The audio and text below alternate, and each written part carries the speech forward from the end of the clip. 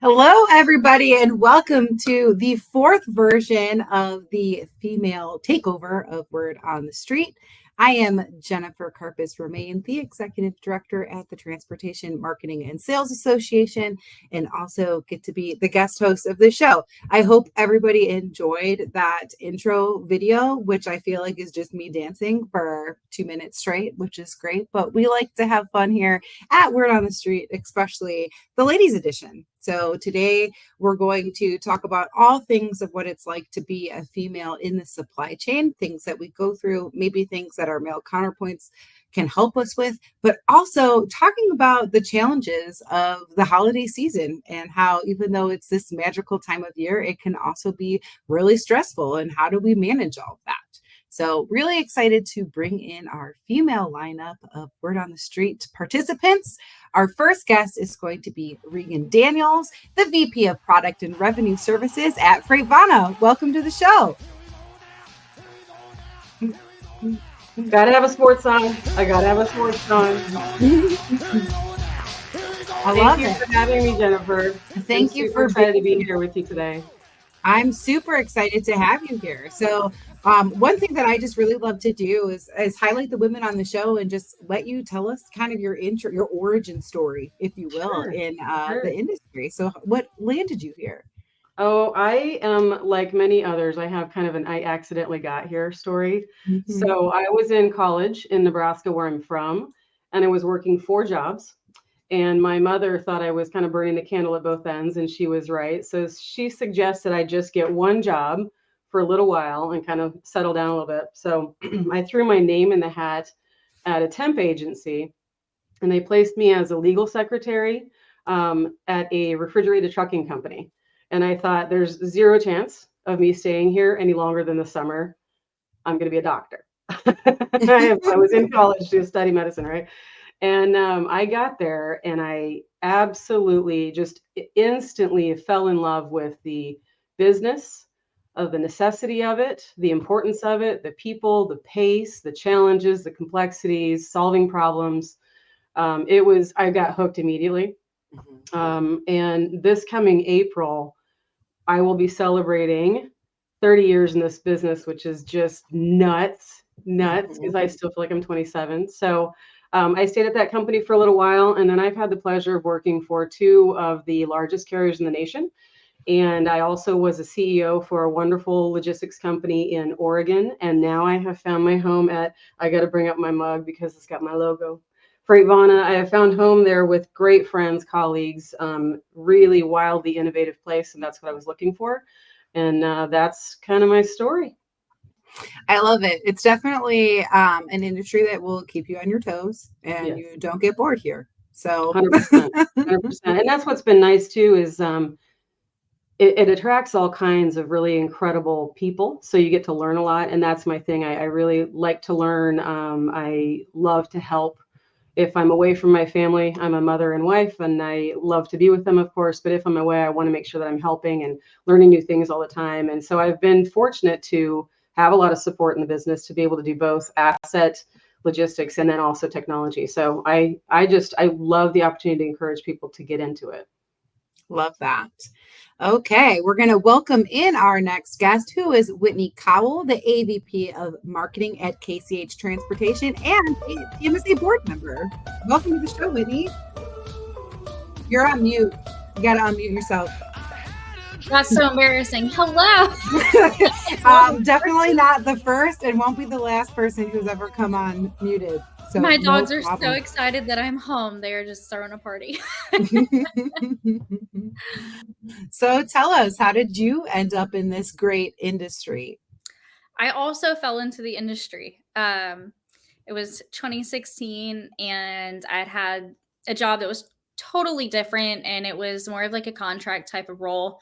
And a recruiter from an agency reached out to me. I'd tossed out, at least 200 applications, and ended up working on like the carrier side, so in the fuel card industry. And this October, I just passed my 7 years. Haven't left the supply chain. Don't plan to anytime soon. But I have seen a couple of different areas of the supply chain, from the carrier side, the media side, and now the brokerage side. Very cool. Bringing in, yes, that's true. Scott joins the show on mute most of the time, like definitely. And then sometimes we'll get muted, like when things happen, and then we forget. It's just part of I being. appreciate Scott pioneering that for me. Yes. Well, and also there's a lot of voices. There'll be a lot of like I have a man working on my bathroom right now. We've gone to the space where it's less loud, but like there's definitely been people are like, what is happening? I made sure to close my door today too, because people many calls have seen him walking around. There's a man in your house. Yes, I do. Thank you. Anywho, we're going to welcome our next guest into the show, Megan Estrada Zink, who is a longtime industry professional who is actively seeking work right now. Welcome to the show, Megan. Hello. How's everyone? Good. How are you? Doing okay. I can't complain too much. This is how I dance on camera, and then they will piece it together. But there's only so many moves you can do sitting down, Right. So how are you? Yes. I like snap a lot, I also have really long fingernails. So people are always asking me, like, how do you do anything with those nails? I'm like, just like how a normal person, but it works. I mean, I get like chipstick in my ring because I'm lefty. So like when I would get things in my fingernails if I had them that long, for sure. So how are you? Welcome to the show. Tell us your journey in the supply chain. Yeah, so I'm getting over a cold, so I might sound a little bit more nasally than what I'm used to or what I usually am. So I actually came from the medical field. So I have a medical billing and coding background, and at the time, this was back in 2019, I had a friend of mine that worked for Echo Logistics, and I had been looking for something else just because I felt like doctor's offices in the medical background just were not for me. And it's funny because my degree is in healthcare administration and nutrition, so complete 180 from what I went to school for. So she's like, well, we have open logistics coordinator positions at Echo, why don't you apply? And I was like, okay, I'll shoot my shot and apply. So I did, got in as a logistics coordinator, worked up from a logistics coordinator to an account exec, left Echo, went over to Transportation One. I was there for a little over a year. And then I got recruited over to CDL 1000 by Robert Bain, strongest man in logistics, also a personal friend of mine from the powerlifting realm. So that's how we know each other. And unfortunately, now here I am looking for work because we unfortunately got laid off. And so, yeah, that's basically been my journey. I have worked up from account executive at Echo Logistics to now account manager to now senior account manager on the operations and client experience side. So my background is strong in carrier sales, operations, client experience, business development with warm leads. And that's really what I'm looking for in my next role too. I mean, obviously I'm open to basically whatever, but that is my background for the last 4 years. Very cool. Thank you for sharing that. And I just want to point out something very funny. So your blue hair is normally the color of Whitney's hair. And so I love like if you would tell me like, oh, and then Regan has very cool hair too. I was like, I need it's to actually green. So I have green hair right now. Yeah, I know that's bad lighting, but it's green hair. So I was like, I was like, oh, because I remember like when we were at Manifest, that's how I could tell where Whitney was because her hair was so great, which is so helpful. I don't get lost, or if I do, everyone just is like, look for the chick with the green hair. So yeah, it kind of helps. It's so helpful, especially in big crowds. So I appreciate it. Superhero blue before the conference. Just I used to have blue hair too. I did blue and I did red before. So my hair will only take red. Like I've tried every other color and it just appears red. So I've just accepted my fate. But I like it. So that's just a total side note, but I was like, oh, this is so fun. Okay, our next guest coming in is Sheree Moore, who is the founder of the She Trucking Foundation. Welcome to the show. Hey everyone, thank you for having me.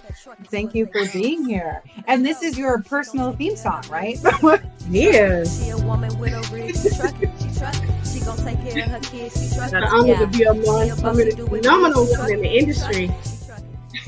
I love it. I want to work on a personal theme song. That's going to be a goal for me moving forward. So Yeah, that's incredible. yeah, I love that. We were talking about it in the green room before the show. They're like, "Oh, this is like your song." She's like, "Yes, it is." Love that. I couldn't pick a better one. Mhm. So, how are you? How'd you come into the industry? And let's tell us a little bit more about She Trucking. Well, I've been driving. I started driving semi trucks in 2014, so next year will be 10 years in the industry. And then I was one of the few women in the industry, so I founded She Trucking in 2014. I I knew about trucking because my dad is a truck driver. He's been driving for about 15 years, and my mom, she was a bus driver. And so I chose trucking.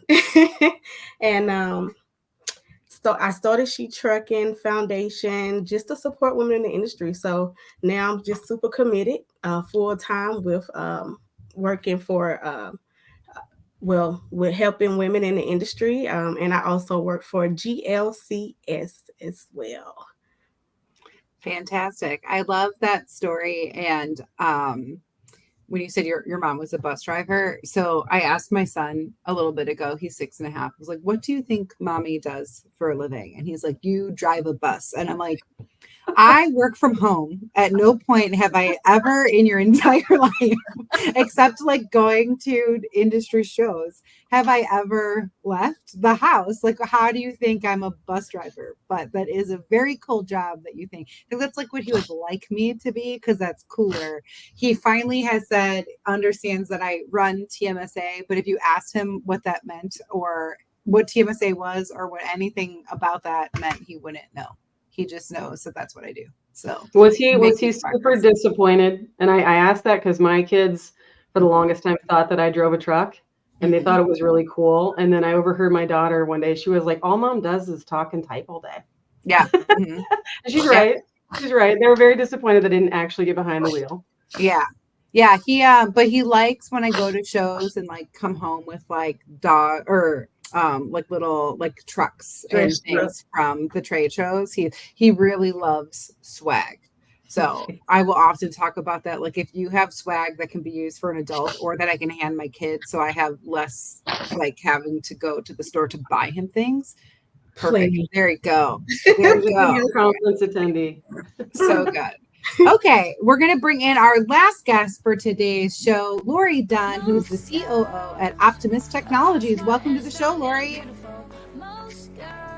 Hi, everyone. How are you? I'm good. How are you doing? Good. Welcome. And I do want to give a shout out. We were supposed to have Ingrid Brown with us today, but she got pulled into an appointment and isn't able to make it, but we're going to try to get her on the next iteration of the Ladies Word on the Street. But so if you're here to see Ingrid, hopefully you will come next time, but also stay and hang out with us as we continue on our chats.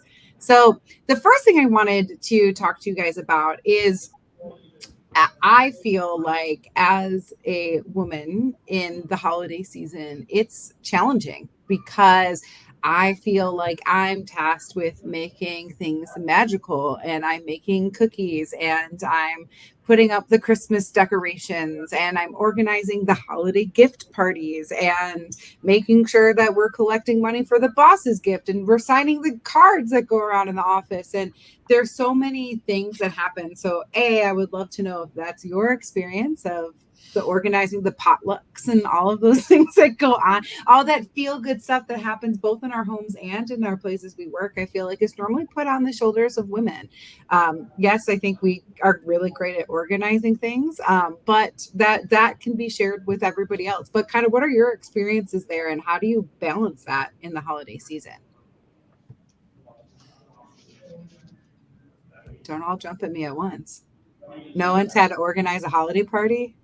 I don't believe you. Really? I don't cook. Oh, I well, can't. That's what I'm told. that's great. I love this for you. I have always had to do this. And so I guess then if you haven't had to do it in the one, if you're in the audience and have shared this experience, would love to hear from you guys too. But also like, how do you manage then just all the extra stuff that goes on in this season? I also feel like in the industry, this is, there's a lot going on right now and we're being pulled in a lot of different directions. How do we manage? What are some of your like self-care tips through the holidays? What do you guys do to keep yourselves feeling sane? So my husband is a generous chef, which I love because I don't have to do most of it. He prefers, I can't follow a recipe.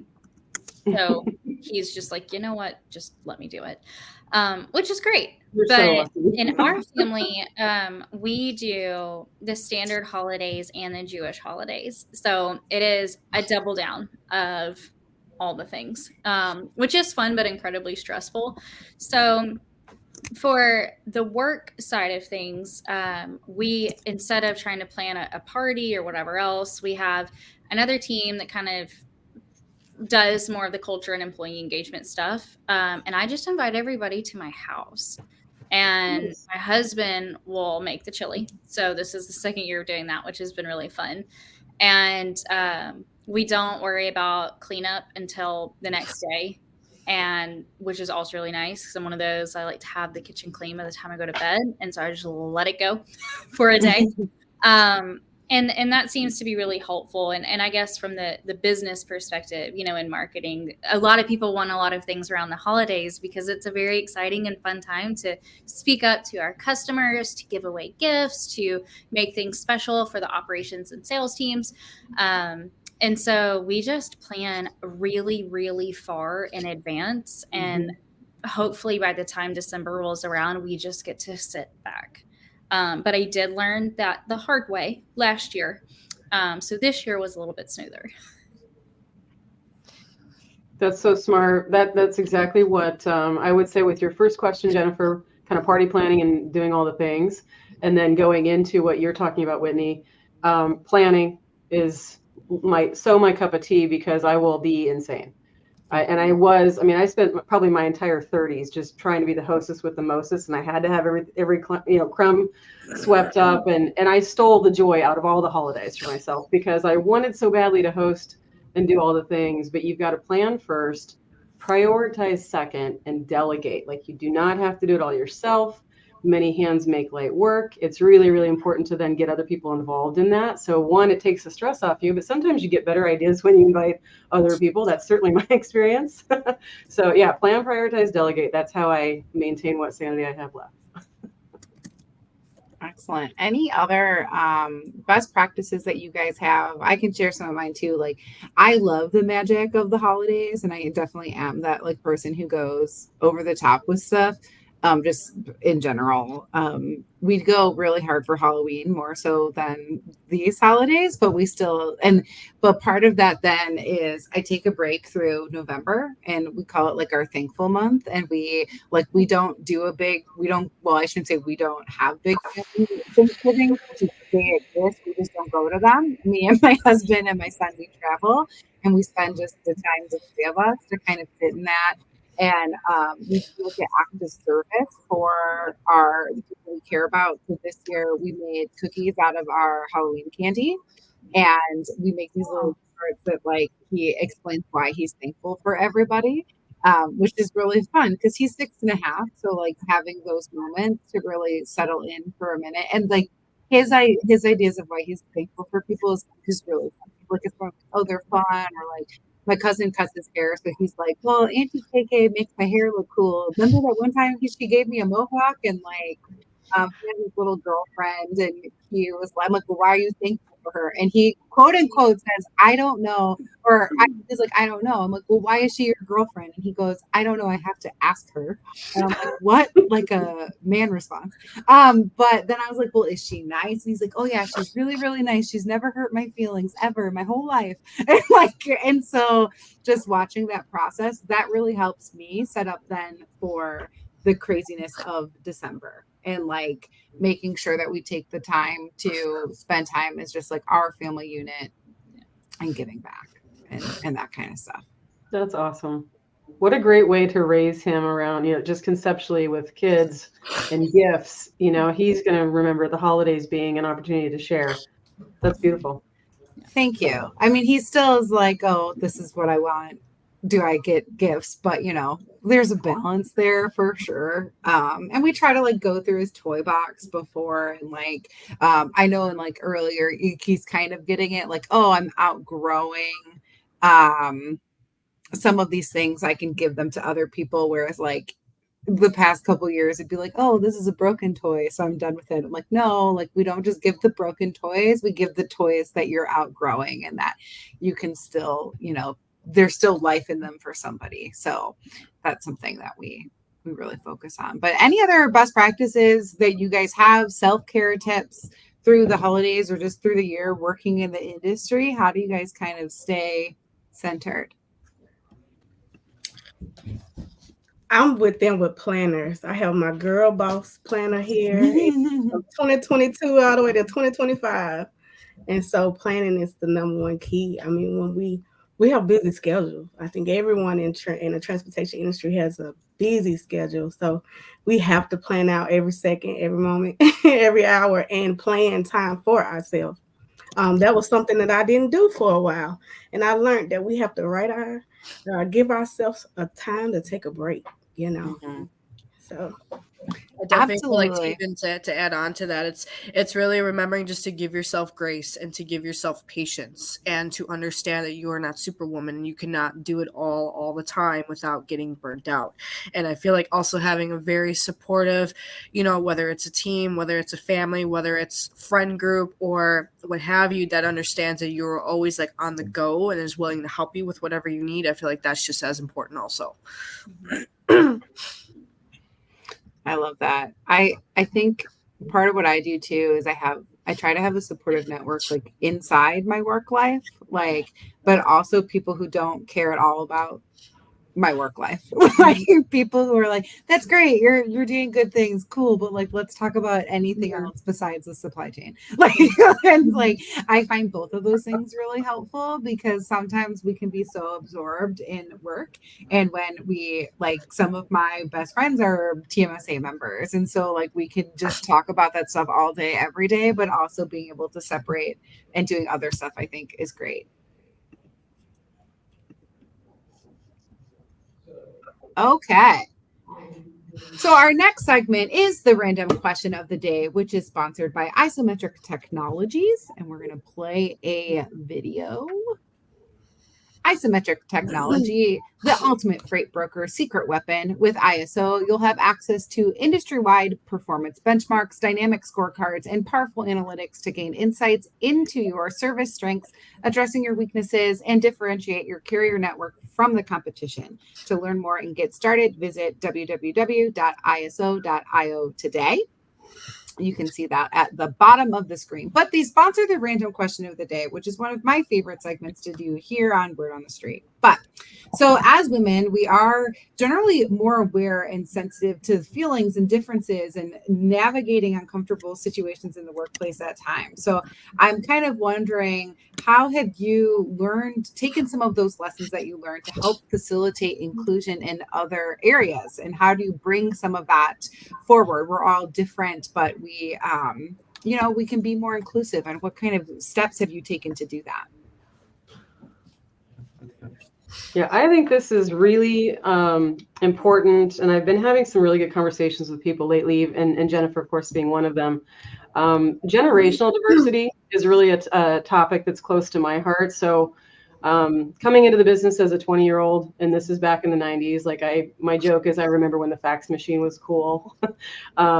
I'm one of the only women in the industry at that time, period, right? So I had those battles to face, and we've kind of heard that it's still a thing, but also is a thing is this generational difference, right?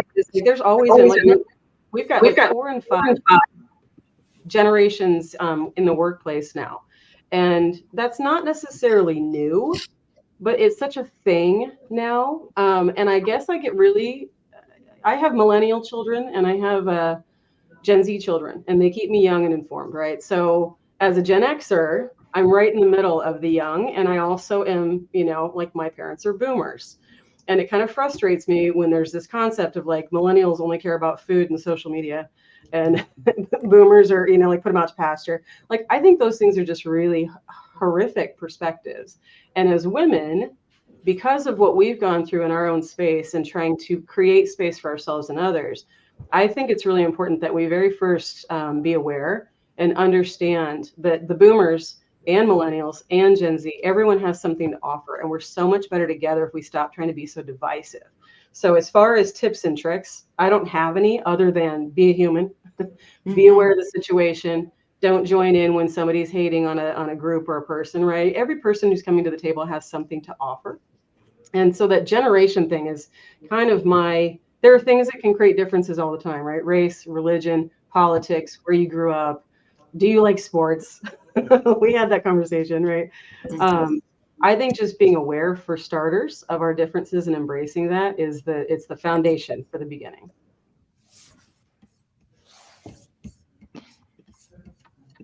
Great. Yeah, I think a lot about generations in the workplace too. That was a conversation that we had, and I read this really great book that I reference all the time that talks about generations in the workplace. It's a new type of diversity, and like you said, there's 5 different generations that are currently working, and I think understanding that everybody has a different path to like get to the workplace is important. And like that was something that I really sat in, like people that are currently coming into the workforce haven't all had a job before. So I think about all of those like people lessons that I had as when I worked at a donut shop through most of my like high school, even in college years, and how I was able to deal with people from different ethnicities, different cultures, really understanding like the customer. That's where I developed my customer service voice and what to do when you so I dropped an entire tray of sprinkled donuts. Let me tell you, that's one of the worst experiences in life, with the sprinkles just go everywhere and it's a mess. But like my coworker helped me clean it up. Actually, she cleaned the whole thing up. She sent me in the back so I could like chill out for a second and like deal with that. I learned to work alone. I learned to work with other people. I learned how to talk to adults that weren't my professors or my parents. All of these life skills they just don't have. And if we can understand that and like think about that, like, oh, maybe they're not just like lazy. They just might not know the proper protocols for office environments because they haven't had them before. That's so true. That's like go ahead, Lori. This whole thing, this is absolutely key. So we are really lucky that we have, all 5 generations, tiny team, right? We're growing right now. We're at 30. We're going to about 70 next year. And we're really lucky that we get to focus on all the facets of diversity. I tell folks, I'm like, there's many different ways to talk about it. I'm talking gender, skin color, age, sexual identifiers. I want all of them in the team fully represented. Currently, I'm only one shy of all of our armed forces, our veterans on staff. I'm trying to I'm trying to get everybody in, because the reasons you show up to these places is the value that you add to what we have and for our customers. And we have some folks, newer on staff, and I see them buddying up of like, if it's your first job, you start out maybe a little uncomfortable, not knowing how to speak to other adults. Someone's adultier adult than you, and you don't realize that your voice has equal weight here. And titles aren't necessarily something that super matter at Optimus. What matters is the impact you drive to the customer. So I need your voice just as loud as this other person, whether they have 30 years experience in the industry or not, because you're seeing something differently. You are out touching that truck, cranking that wrench, and I need to know what you saw that has just as much weight as anything else you see here. And so that balance, sometimes people forget that, and tenure comes first. So I personally adore startups. I love really small because it allows each person to bring their full facet with them at conversations. And if things get difficult, I think a lot of people, we go platitudes. Let's talk about the difficult stuff. When it gets difficult, it's all about, okay, what are we feeling right now? What are we feeling? What needs to be addressed and understood here? And a lot of times let's walk back through what was said, how it was said, what was the physicality of it, and where are these responses coming from? Because usually if there is a difference of opinion, there's a big eye-opening moment in some difficult conversations that as leaders or just as professionals, if you can just say, hey, let's look at this thing. That thing happened. Let's have like a conversation. You start to get more clarity across the org. And then those bonds somehow get stronger. You know, before something's broken, it feels infallible. Once it's broken, people are like, what's happening? And when you work together to rebuild it, all of a sudden, you know, what you build, you have buy-in for. And when you build that growth back together, all of a sudden teams are operating more efficiently. And for us, that means our customers get access to better solutions. So it's a fun place to be. I love so much about what you're saying, especially like wanting to bring the different voices to the table, because I think that's what's most impactful and so powerful. I think when we talk about these issues, people are like, oh, we don't always know different perspectives or how to do it. But it's like part of it's just like being more inclusive in your own team and hearing those voices and then being able to execute to your customers a little bit differently because you have those internal voices and listening to everybody. Really great stuff, Lori. I want to add to that because She Trucking is one of the most diverse communities like that's on social media. We have 30,000 women in the industry, and we have every race, every gender, every age, and we support them all equally. And so the challenge that as being a minority in the industry, when I go to different places, is not as diverse, you know. So sometimes we come out of our community, right, and then you step into the trucking industry and you drive to a new city, a new city, and I've been the only Black person in the room, you know, and it can be kind of awkward because it's not always an invite. So people are not always a nice, like we are in the South, for instance, right? And say hello, you know, and just speak and just welcome you in. So that, but I've seen the industry get so much better. I mean, over time now we have it's very diverse. And I'm just like excited because inclusion, as you spoke about, is the most important piece. Bringing different people together for one goal and purpose is the most important part. And so right now, if everyone is listening, I want to invite you all to join She Trucking because and support the women in the industry, because we actually have the heart of the drivers. We actually, I'm sorry to put my promo in right now, but it's because we need to support our women in the industry. I hear a lot of times, let's bring more women in, but we got to take care of them while they're here. Yes, that's the important piece to it. I think that's incredibly important, is to how do we support people? Like I even think about like creating safe space for people. So for our drivers, like what is that experience to be a female driver? I'm sure we could take up the rest of the time you talking about that.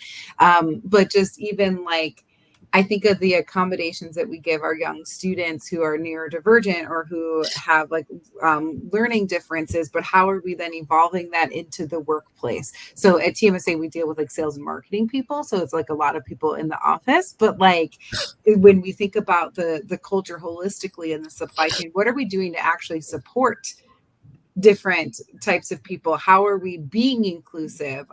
One of the things that I'll hear, so at TMSA, we launched a DEI initiative early this year. Whitney's on that committee. So we talk a lot about how do we become more inclusive? How do we do this? But one of the things, like the pieces of pushback we'll get is like, oh, well, we aren't having those candidates come to us. But it's like, well, what language are you using in your job descriptions? Like, how are you actually being inclusive and making people want to work for and with you? And I think that's like a huge piece of the puzzle, is actually like taking an internal audit of what you're actually doing and how can you improve in these areas. That's so true. I'll say one of the things my kids, so I've got 26, 19, and 18 as of yesterday, ages. Freightvana, putting in a bit of a plug, but they have an incredible social media presence, and it's very intentional, very open. They're very supportive of everyone having their own brand identity. You know, do as little or as much as you want, but it's attracting different kinds of people because of that support. And historically, When I was in a space where social media was very heavily managed, was one common voice, one common message, it was very restrictive, right? To if other people are starting to look for jobs, this is how we get a fresh workplace. This is how we get new ideas in. You want to attract people by being authentic, right? Not being like so controlled in your message. I just think Freightvana, Beta, like a lot of companies are really just trying to be their real, put forth their real selves out here. And that is so different than it was many years ago. I absolutely love it. It's just really, really cool to see this transformation. Yeah, and someone mentioned, I think it was you, Sheree, who mentioned the job descriptions and like the gendered, like the bias wording. Kat Matfield has a phenomenal gender decoder.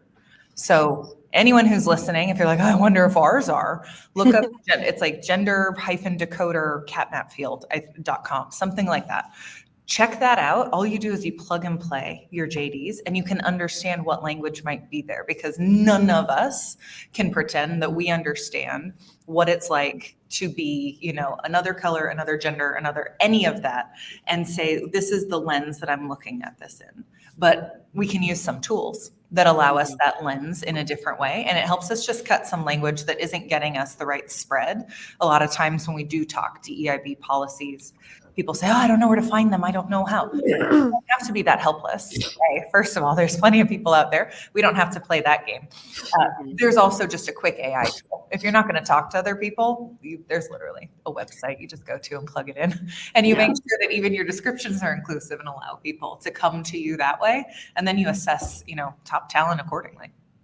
I love Lori's point of that. Of like, you don't have to be that helpless. I think especially as women, we have a superpower of empathy, or at least most of us do. And we bring that to the workforce. And it doesn't matter what level you sit in within an organization, you can still offer that. And so for those of us that have found ourselves in a space where we can make an impact, what I found is if you don't know where to get started, ask the question. It's not a bad question. It's not an embarrassing thing to get started. Nobody has the expectation that you should have this nailed down. Everybody is learning and evolving, and we're accepting and growing.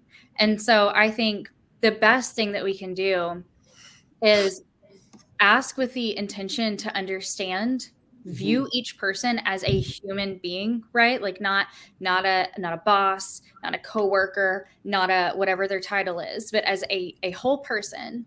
And then create space for those answers, both from other people that maybe you're seeking advice from, but from the people around you as well.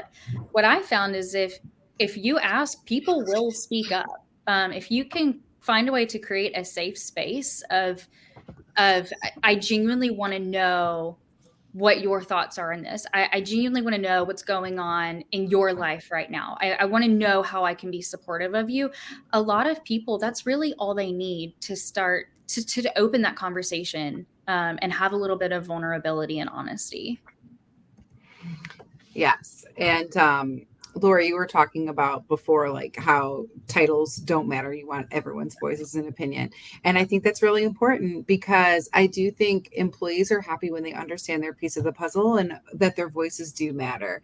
And in that book that I was reading, it talked about how people coming into the workforce right now too, like you think about all of like the things that they've seen on the news of what these big titles, like the presidents and the CEOs, like all these like kind of bad things that people at that level have done, like the news exposure to that, they don't have a innate trust in leadership that used to exist in the past, like when other generations came into the workplace. So putting that emphasis that your opinion matters, we respect what you say, and building trust and relationships in the workplace becomes incredibly valuable, even more so than it used to. Yeah. Okay. That was a really meaty question.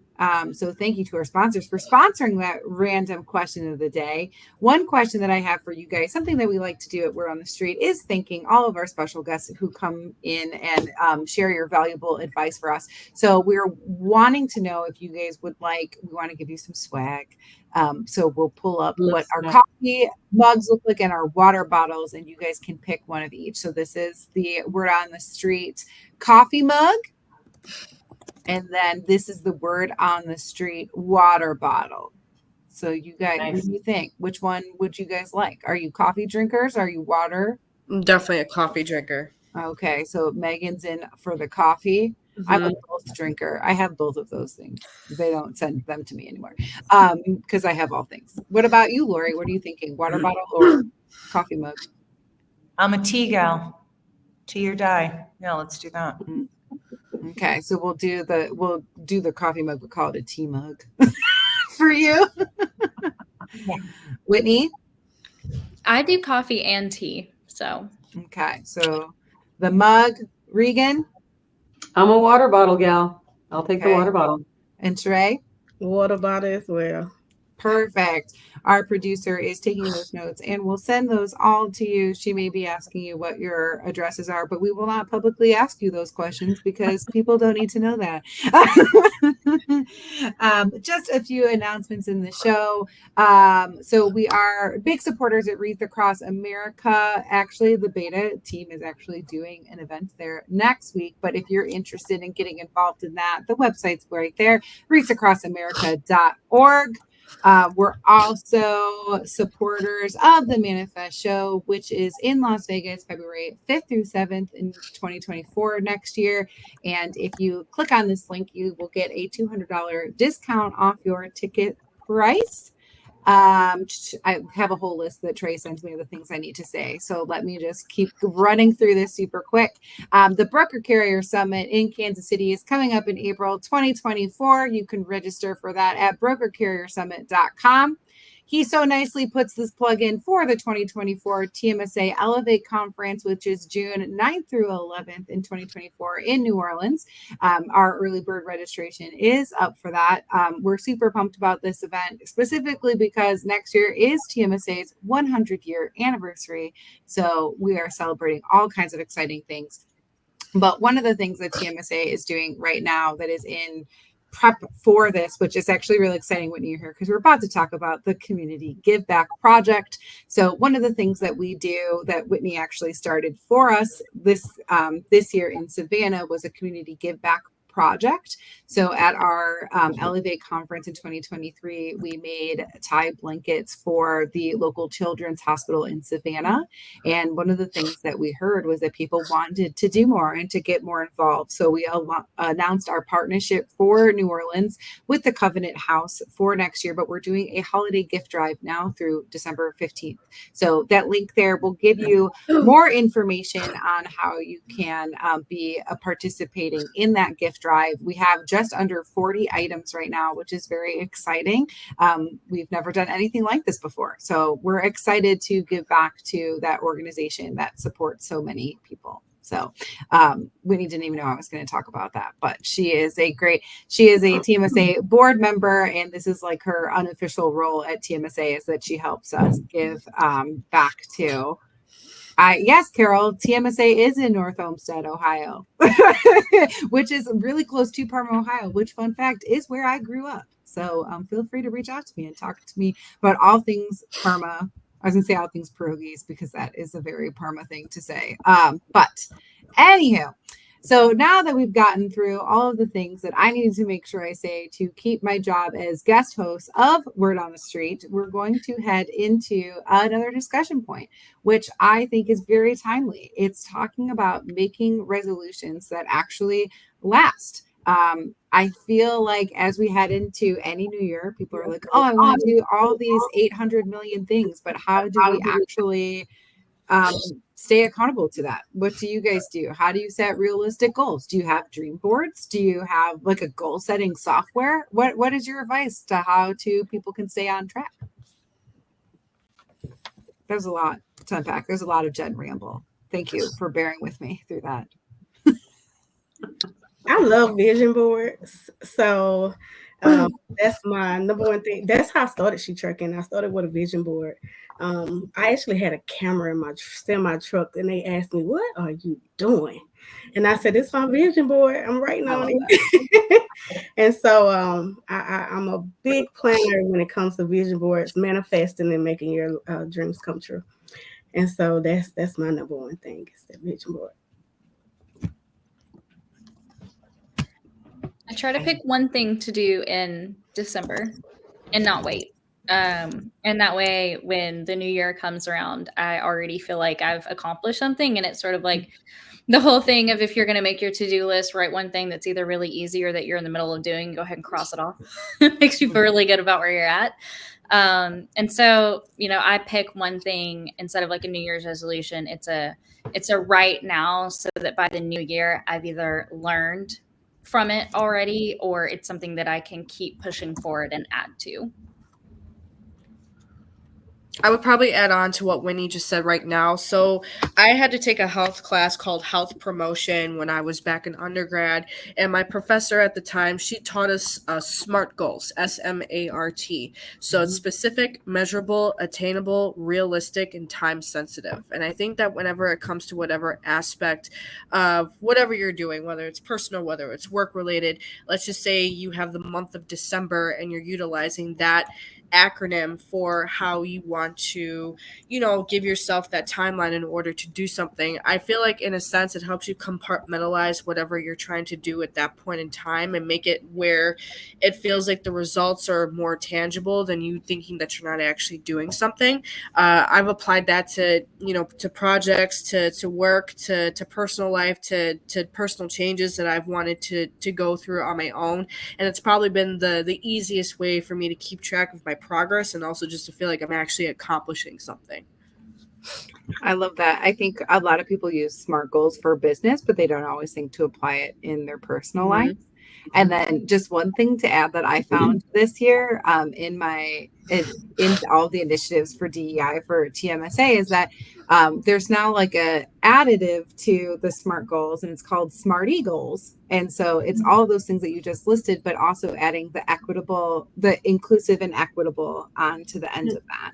And I feel like that's really powerful and impactful when you're thinking, okay, we're doing all these things, but then are we making sure that it is inclusive and equitable as well? And then setting goals for that, which was really something powerful that I learned this year. So that is my add-on to your add-on.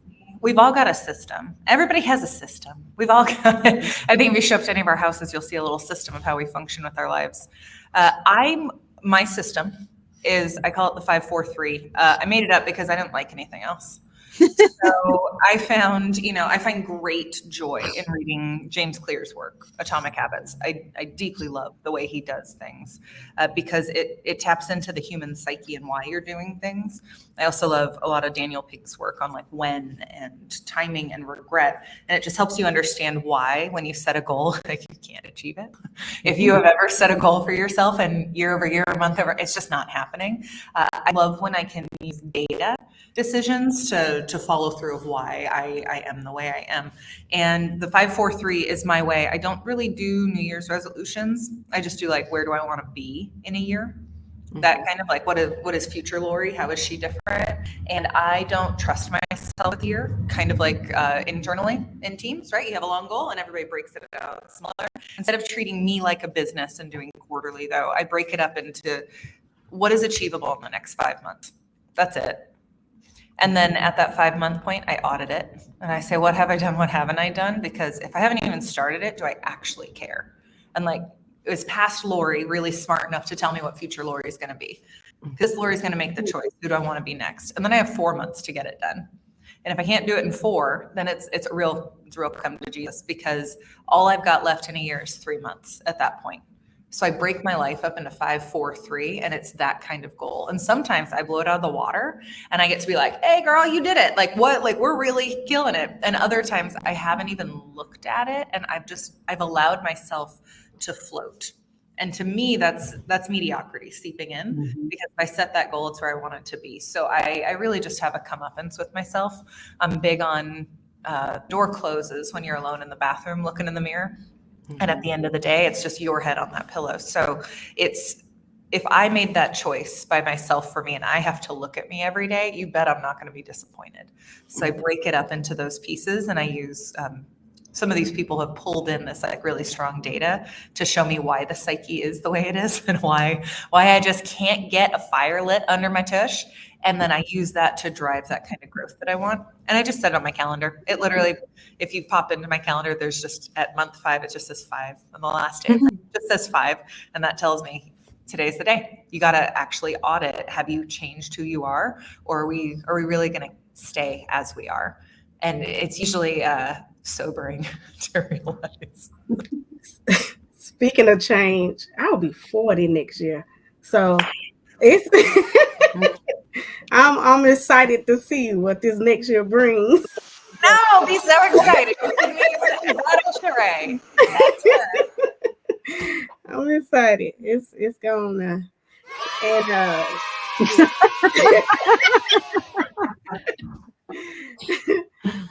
so make sure you come to my birthday. No, just playing. Yeah, perfect. Well, I do want to say one of the things that we are planning, speaking of planning, is our Diamonds and Pearl Banquet. It is a fundraising event for our scholarship program. We try to give out 5 scholarships every year to drivers. And so it will be in Chattanooga, Tennessee on May the 25th. Right now, we are auctioning off a guitar by Ashley Brady. It's on our website, and you can definitely that goes towards our initiative for our scholarships. So that is one of the things that we are planning and are excited about kicking off here soon. So you've heard it first, exclusive right here on the podcast. Love that. Thank you for sharing that. The only advice I have I could have a lot of advice, but one of the pieces that stuck with me was something actually like my therapist told me. And because I always am like, oh, I failed. And then she's like, you didn't fail, like use it as like an actual learning opportunity. Like if you didn't achieve the goal, why didn't you achieve it? Like I have very like aspirational goals for myself. I probably set them too high, and like what steps did I need? Like, do I actually need to take? So I took everything that I used to consider like a failure as an actual like learning opportunity, which was a really perspective change for me. But it really helped. And instead of because then you view yourself as a failure and then you don't want to continue going on, or not yourself as a failure, but like that particular thing that you were working for, like you failed at it. I don't think I'm a failure. Should preference that. But like that particular piece, but instead of like, okay, like what steps do I need to take? So I think, Lori, it's like kind of what you're saying, but it's just yours like a much more formulated version of it. Like, oh, okay, like check into this, like come to Jesus. What does this look like? Like, how do you kind of move forward? But that was a big... I'm a systems gal. I want the data. I want the system. I want to know why I am the way I am. Mm-hmm. I love who I am, but I want to know why I am this way. That helps me make a lot more sense of some of the choices and some, that gut feeling. I'm a very good EQ's real high. We're trying to get that IQ to meet up with it, and I just really want that balance. Okay, so we have time for a game. And normally when we play games somewhere in the street, they get very aggressive. But on the ladies' editions, I like us to play as a team because we want to support each other. So this game, we have a video. Hit the cue, producer.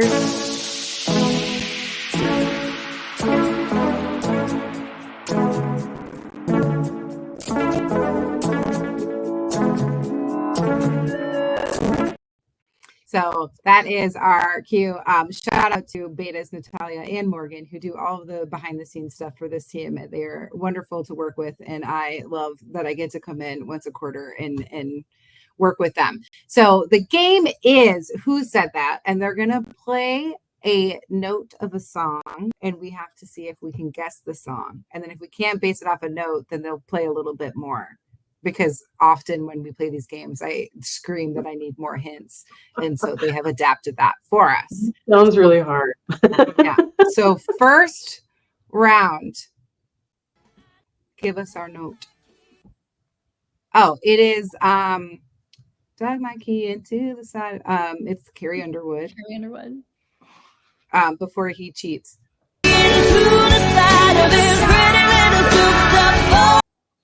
I may have sang that song at karaoke many times in my college years. Great. Okay. I will not jump. I'm used to playing these games. I'll let other people speak first next time. Round 2. Mariah Carey. Oh, What?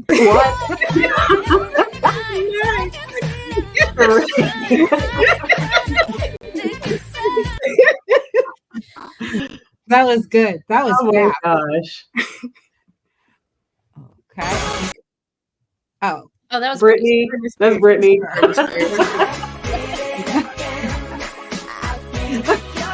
Oh my god.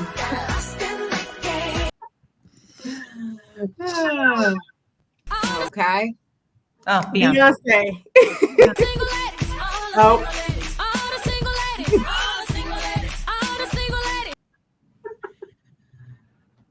I think there's one more.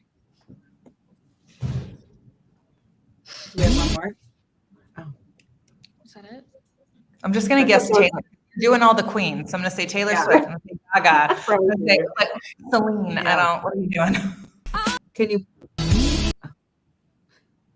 Oh, I think we need more. Celine Dion. Celine, near far. Oh, my heart will go on.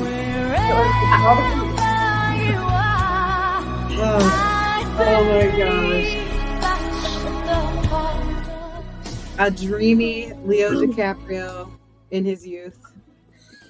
I know that was Celine Dion, but I'm thinking of Titanic. Mhm. Also, this is very random, but one time I was on a cruise and they played that song like for dinner, and I'm like, I feel like that's not the song you should. That's be an singing. ominous song to be playing. Yes, I was like, you should not play a single song from Titanic when you're on a cruise ship. That just sounds like Your trip's getting exciting. right. I was like, I kept being like, what are you doing? Who makes these choices? But, Oh my gosh. okay. We are running up to the end of our ladies' word on the dish. And I told you guys when we started, this moves very fast. But are there any last tips, tricks, things that you want to say? Last thoughts? You guys have been a wonderful group of ladies. I'm so happy to have you here. But are there any closing thoughts that you guys have? I want to echo Megan. Something she said today is something I'm going to take with me into 2024 is to give ourselves grace. I've heard that before, but the way that you package that just really hit me today. So I want to thank you for that. But I guess in your day, in your family, in your job, in your future, give yourselves grace. You guys are all amazing. I'm amazing. And I'm going to give myself some grace. Love that. Love to hear it. No one has any other closing thoughts? Okay.